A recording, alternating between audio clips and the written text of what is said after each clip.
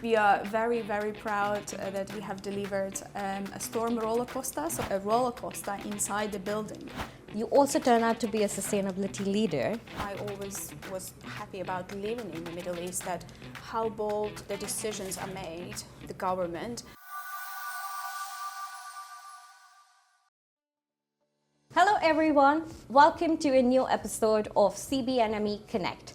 In today's episode, we have the pleasure of speaking to a remarkable woman who is making incredible strides in the construction industry. Recently promoted to partner, she is a true trailblazer in her field. Please join me to welcome Olga Litkovets in this episode. Welcome, Olga. Thank you very much. So I want to ask about your career path, your journey with Cundall, your journey as Olga in the industry. Can you walk us through that? I guess my career path started long time back, obviously. When I was a little girl living in a small town in Ukraine, I dreamt of traveling the world and working with different countries. And at that time I knew that I had to work and study really hard if I wanted to have that dream job. So I did that, and my first job in Ukraine was actually to travel the world and to work with companies in Asia, in Taiwan, in China and in Europe. And it's from that moment that I started to see how amazing it is to work with different cultures, with different people, understand them, collaborate with them. And that pushed me into thinking, oh, maybe I can go and work abroad. And of course, being young, I hesitated a little bit, but not too much. And I thought to myself, if not now, when I can risk and take this risk. And I relocated to Dubai, and Dubai was a booming market at that time, as it is now. And it was a fantastic new beginning. And 16 years after, I'm still here, and I can't believe that, because the original plan was to just come for 2-3 years. And now working at Cundall, I feel very, very lucky and very happy that I took that risk, because working with the incredibly talented people, contributing to not just the impact in the industry, but impacting the cities, the development of the cities, the future of the built environment, of the whole planet, is just an incredible place to be. There are several projects that you guys work on. What are some of the key projects that you've worked on, and were there any challenges, and tell me an incredible story if that's possible. There are so many of them, of course. If I would think of naming a few, and I guess our recent projects, I think we are very, very proud that we have delivered a storm roller coaster. So I hope many people in Dubai, and not only in Dubai, in the region, knows and heard about it and maybe tried it, because it's a Guinness World Record roller coaster, and the complexity of the engineering behind was just incredible. The geometries that have been developed by our engineers, it was possible to achieve only by using very advanced digital tools such as parametric modeling, for example. And the project was really fascinating. We had to keep it really quiet for many years until we were able to talk about this, and now we can see a lot of people are enjoying it, but people don't realize how complicated it is to put a roller coaster inside the building. We won multiple awards for this project because we've achieved a reduction in steel by 23%. We achieved a lot of energy reduction and use and innovative AC cooling. There are a lot of benefits into this. But overall, what is incredible, it's creating that amazing experience for people to enjoy for years to come. Another interesting projects that we are currently working that is impacting not only the city but the whole country is Muscat City Master Plan. So we've been involved and working closely with the government of Oman to help them to deliver that Vision 2040 that they have. And it's just really amazing to see how governments and clients and developers coming together to fight that climate change that's happening in the world, and providing that climate resilient design. It's helping us to contribute to kind of more future focused, environmental friendly, net zero developments. You know, when we talk about climate change, the first thing I think that comes to anyone's mind is sustainability. You also turn out to be a sustainability leader. What does sustainability mean to you? And how is sustainability an integral part at Cundall? I would say sustainability is part of our DNA. We've been on this journey for years now, many, many years.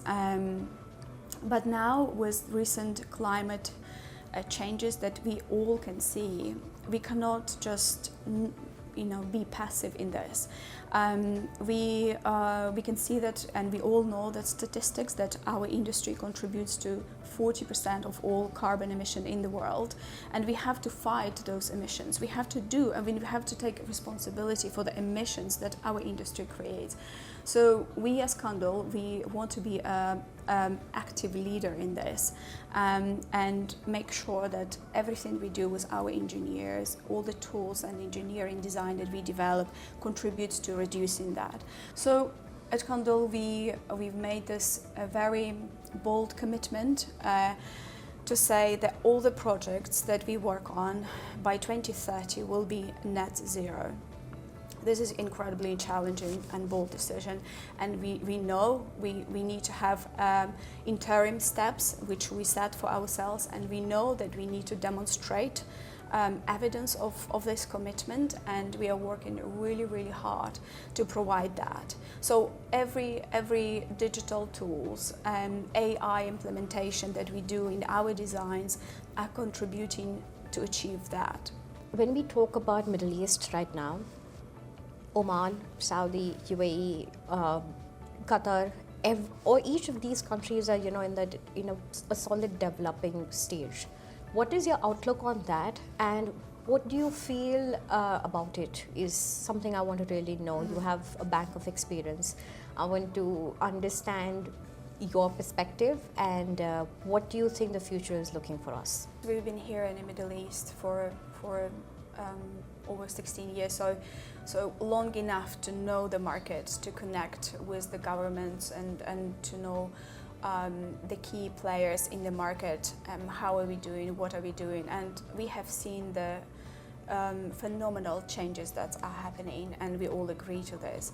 And even having COP last year in the UAE, and we can see already how that changes the dynamic and thinking and approach to projects already. But I would say why I always was happy about living in the Middle East, that how bold the decisions are made, the government, and how we are sticking to those decisions, and how we are driving that agenda for the future, for the greater future. So every country, you have Oman, Vision 2040, and this is the master plans that we are working and delivering. We have Dubai, also Vision 2030, and we are also developing towards this.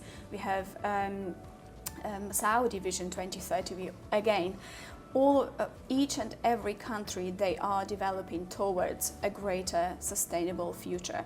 In Qatar, we are working on strategy, providing the strategy to the whole portfolio of assets, over 100 buildings, to make them net zero. Same in the UAE, we are designing the first ever zero positive residential. Of course, we can't talk about this yet, but same as in Saudi Arabia, a lot of green initiatives. And so I would say the countries are progressing at an incredible pace. We have also ambitious, and we have the talents of the world that's coming together here to build the future. So I think it's just looking more and more exciting with every year. But also, when we talk about development at such a space, there's also something which is very important, is called leadership. What is your opinion on team leadership? How do you take that as a very important task? And what are some of your goals for Cundall in the next 5 years? When you lead a team of 2 or 3 or 20 or 50 or 100 over the country, so leadership is something that we all aspire to be good at. In terms of kind of my personal view on leadership is, I think the most important for me, for my team, is to set the strategy and a clear path on what we are trying to achieve, and how we are trying to achieve that. Make a plan how we are going to achieve this. I think it's very important that clarity and communication for everyone to feel the passion, to be on board with that. But also as a leader of a very global team and also working in Dubai, we are a melting pot of cultures.